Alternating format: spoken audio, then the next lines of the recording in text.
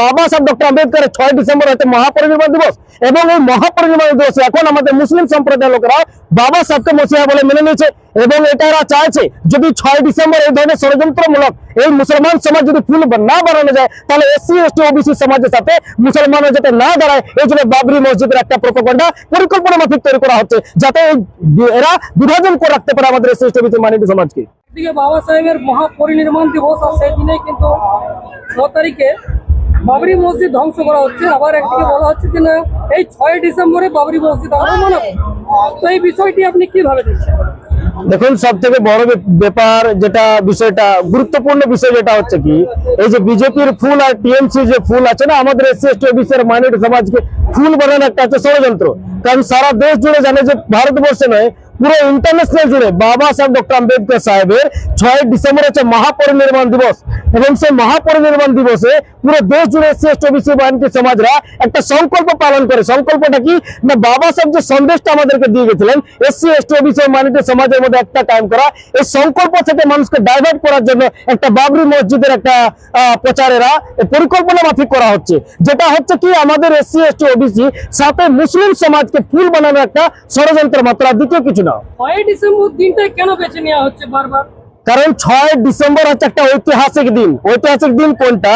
কারণ ভারতবর্ষে বহুজন সমাজের মানুষ যারা এসসি এসটি ওবিসি এই সম্প্রদায়ের মানুষ যারা এরা বাবা সাহেবকে মসিহা মানে এবং বাবা সাহেব ডক্টর আম্বেদকরের 6 ডিসেম্বর হচ্ছে মহাপরিনির্বাণ দিবস এবং এই মহাপরিনির্বাণ দিবসে এখন আমাদের মুসলিম সম্প্রদায়ের লোকেরা বাবা সাহেবকে মসিহা বলে মেনে নিয়েছে এবং এটা এরা চাইছে যদি 6 ডিসেম্বর এই ধরনের ষড়যন্ত্রমূলক এই মুসলমান সমাজ যদি ফুল না বাড়ানো যায় তাহলে এসসি এসটি ওবিসি সমাজের সাথে মুসলমানরা যাতে না দাঁড়ায় এই জন্য বাবরি মসজিদের একটা প্রোপাগান্ডা পরিকল্পনা মাফিক তৈরি করা হচ্ছে যাতে এরা বিভাজন করে রাখতে পারে আমাদের এসসি এসটি ওবিসি মাইনরিটি সমাজকে।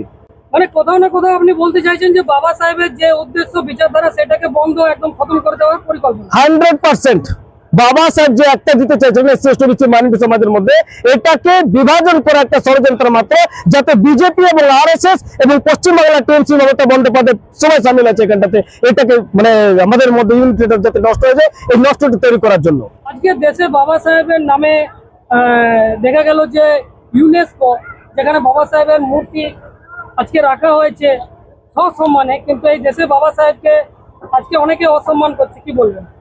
দেখুন, বাবা সাহেবের দেশ কিন্তু বাবা সাহেবকে সম্মান করে না। কারণ কি যে বাবা সাহেব হচ্ছে একজন অছুত বা শিডিউল কাস্ট পরিবারের মধ্যে জন্মগ্রহণ, এটাই যদি বাবা সাহেব কোনো আপার কাস্টে জন্মগ্রহণ করতেন না তাহলে ওনারা একে বাবা সাহেবকে ব্রহ্মার দরজা দিতেন, কিন্তু আজকে বাবা সাহেবকে এরা ছুঁয়ে না, বাবা সাহেবকে পছন্দ করে না। তো বাবা সাহেব লেখার সঙ্গে দূরে কথা, কিন্তু বাবা সাহেবকে মানে বাবা সাহেবের যে কোয়ালিটি সেটা গোটা দুনিয়া জানে, এই জন্য দুনিয়া বাবা সাহেবকে মানে। কিন্তু বাবা সাহেব অচ্যুত বলে ভারতবর্ষের যে মনোবাদী ব্যবস্থা ভারতবর্ষে গোলাম, এই জন্য এরা প্রোপাগান্ডা ভাবে বাবা সাহেবকে কোন রকম ভাবে মান সম্মান সেই দরজাটা এরা কিন্তু দিতে চায় না, যেহেতু বাবা সাহেব একজন শিডিউল কাস্ট পরিবারে বা অচ্যুত কমিউনিটির মধ্যে ছিলেন। এই কারণে মানুষকে কি বার্তা দেবেন?